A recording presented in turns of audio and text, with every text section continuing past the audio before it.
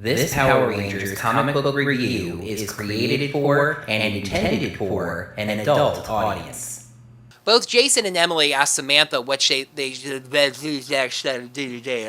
I just wanted to write the word chomped on the marker board. Hello there, heroes. I'm the Orange Ranger, and welcome to a special edition of a comically long review. First things first, sorry about the microphone here. I'm trying to work through some ongoing audio issues, and I realized some other ones popped up when I positioned my microphone in a way where you couldn't see it on screen and was just trying to get the best audio I could. Wasn't leading to the best results, so it's going to need to be here for a little bit until I try to figure out what else I can do about my microphone situation. Many of us are self-isolating right now because Evox's cousin is making the rounds, and you may need some more comic books to read. But Boom Studios only puts out 3 Power Rangers comics a month. Well, I have something else for you to take a look at. Let's take a look at Masked Heroes Time Strikers issues number 1 and number 2. Masked Heroes Time Strikers is an independent comic, self-published by creators Ale, Dan Becker, Zach Atkinson, Jeremiah Lambert, Bobby Peñafiel, and Kickstarter producers George Escobar and Ryan Nunez. I believe it's Nunez because there's a tilde on Peñafiel, but not on Nunez. If it is Nunez, excuse me. The comic is kickstarted with a long list of backers inside of issue 1 and on the back of issue 2. I would tell you about the premise of this book, but why don't I let Ale do that himself? Hi there, my name is Ale. I am the artist of Masked Heroes Time Strikers. It's a tokusatsu-inspired story about a trio sibling named Samantha, Emily, and Jason, who work for the Galactic Patrol, a large organization dedicated to fighting crime all across the galaxy. And as the Time Strikers, it's their job to travel back in time to various points in history to fight bad guys, monsters, and kaiju. We're building it to be like a superhero universe like the X-Men or the Avengers, but inspired by tropes of tokusatsu, sentai, magical heroes, magical girls, metal heroes, and everything in between. I took that video at Ranger Stop 2019, where I picked up the first 2 issues, as well as another book that I'll be reviewing later on. Well, let's get into it, shall we? The main cover to issue 1 shows us a girl wearing pink circles on her cheeks. To get this addressed now, the art style has 2 characters who have these rosy cheek circles for the entire 2 issues. I don't necessarily mind that kind of art style in general, it's just that the art treats them like actual stiff circles that are hanging off of their cheeks. There's an alternate cover that homages X-Men number 141, Days of Futures Past, as well as a blank sketch cover. The story starts with an introduction slate. The year is 2550. The Galactic Patrollers are a spacefaring force dedicated to fighting evil across the galaxy. The story will follow 3 Galactic Patrollers, Samantha, Jason, and Emily, who are cadets in the Masked Heroes Time Strikers program. The Time Strikers are a special unit of the GP that investigate temporal disturbances. The 3 run out of an Old West saloon being chased by robots wearing cowboy hats. Samantha has a plan, but her sister, Emily, says they just need to go out there and fight. You magnificent bastard, I read your book! She asks if Jason agrees, but he's uncertain. They get a call from their commander. This was supposed to be a simple recon mission, so why aren't they done? Emily explains about the robots, who the commander calls negadroids. He says they aren't ready for this, so they'll have to send reinforcements asking for their exact temporal coordinates. Jason says they are in Tucson, Arizona, on Earth, the year 1886, 2:45 p.m. I guess in 1886, Tucson was a slightly smaller town, so I guess that's close enough. What isn't close is that it's actually 2:40, so Jason just told their backup to arrive 5 minutes in the future. However, once the 3 of them decide to fight, the negadroids don't seem to pose that much of a challenge at first. Meanwhile, miles away, someone says they've waited too long for this, and this egg they are planting will help, giving them more time and power. They leave, and the egg scroccas. The fight with the negadroids turns, the cadets now getting beaten around. Jason pulls a blaster and says they need to retreat, and Samantha calls for them to huddle back to back. They're surrounded, but Samantha points out 5 minutes have passed as even the comic counts down 3, 2, 1. A box appears holding their time trackers. They activate them and transform into the Time Strikers, red, pink, and blue. The Strikers feel much better about their chances now. One of the Negadroids attacks, and they destroy it easily. Emily busts up some Negadroids, then tosses Samantha her gun, letting her dual-wield like a boss. The coast now clear, they power down. They comment on the cleanup this will take, which is probably coming out of their pay and their vacation time. However, this isn't even why they came, as Samantha says they are close to what they were looking for. They get on some horses and start riding towards what they call a time fissure. They probably can't make it there before nightfall, but they need to get as close as they can before calling it a night. They admire an 1886 sunset. With absolutely no time transition, suddenly it is nightfall, and they make camp. When night falls, Emily asks if the other two ever think about their parents, so I guess all three of them are related, and of course they do all the time. Sam and Emily were apparently very young when whatever happened. Apparently that was coffee they were drinking as they all sit wide-eyed as a shooting star flies past. The next day, Jason starts to muse that if they are time travelers, why can't they just move time forward to being where they're going when they find the egg? It hatches, and a dark purple ranger-like dude pops out. Emily calls him Kanu, a wanted criminal in 12 different solar systems. I have the death sentence on 12 systems. I'll be careful. The Strikers declare he's under arrest and transform again. Kanu summons more Negadroids and the fight begins, the Strikers blasting right through them. They finish the robots off to Kanu's irritation. So it turns out that Kanu didn't actually hatch from the egg, he just jumped in front of it because now the egg is really starting to hatch. Kanu and Jason face off. Kanu smacks Jason with his weapon, deactivating his transformation. Emily runs at Kanu, leaping and landing on his weapon.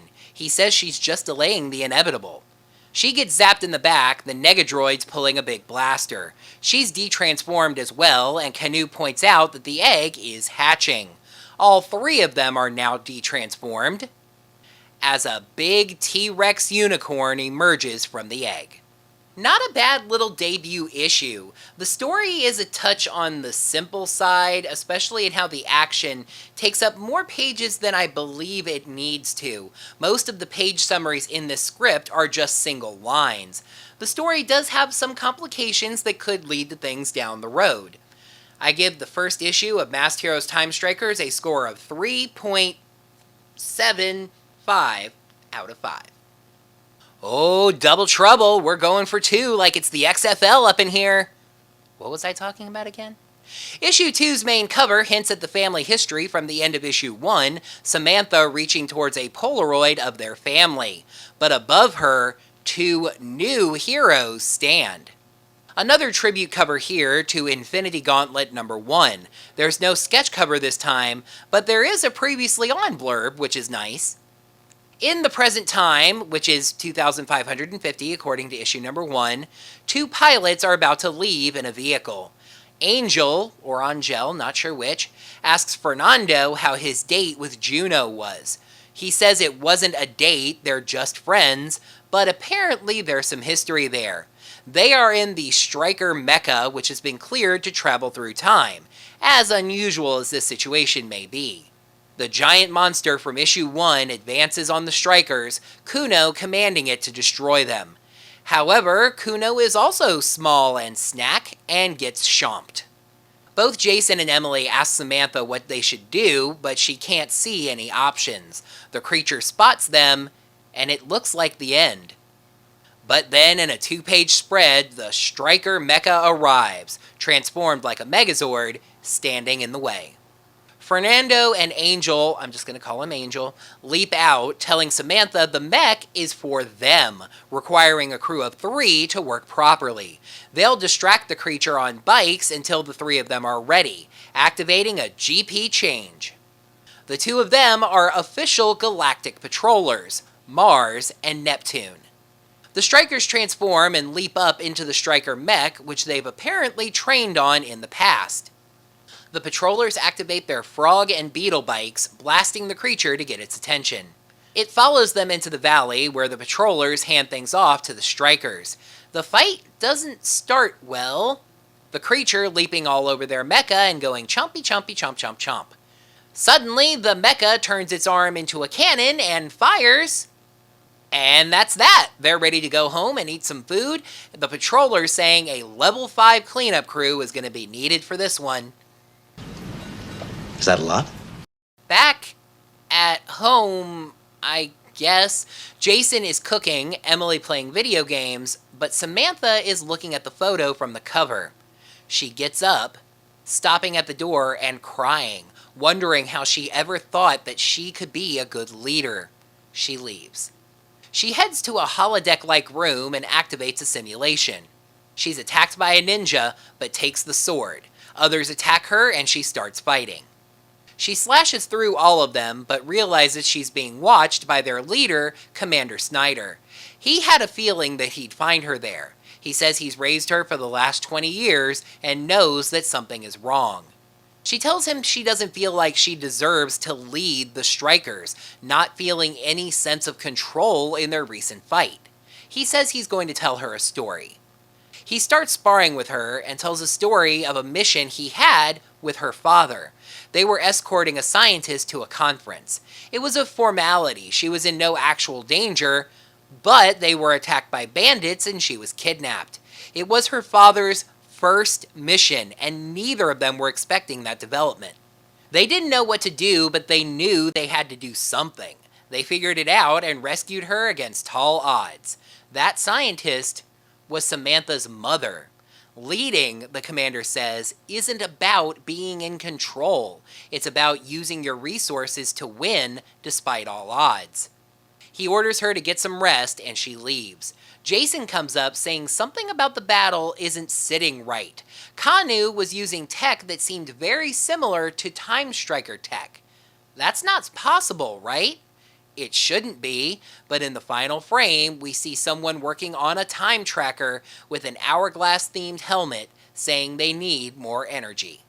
The issue ends with some concept art for Mars and Neptune. Mars has a sword that becomes a whip like a frog's tongue, and Neptune has a stagent with an anchor on the end. Another interesting issue. We get a little bit more on the family issues and a good look at Samantha's lack of confidence in her abilities as a leader. And yes, Pink is the leader of the team. Sound familiar? We get 2 new heroes, but they're introduced rather naturally and don't at all feel out of place. The villain behind the curtain feels like one of their own, which is intriguing. The only downside, and this really applies to both issues actually, is the whole self-published thing. The art and the editing are a little bit here or there, and the story could flow a little bit better. If I'm being totally honest, issues 1 and 2 really could have been condensed down into one single issue, but I do like what we got.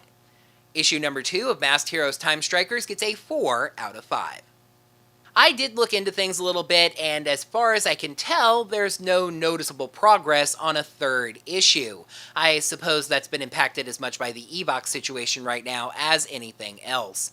Ale is on Facebook, Twitter, and Instagram at AFJArt.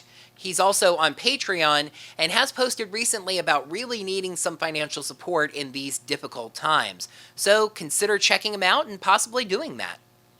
It's going to be right back to the Boom Power Rangers comics the next time I do a comically long review, but there is something else, like I hinted, that I'll be reviewing related to this work, another hint, that should be coming sometime in April.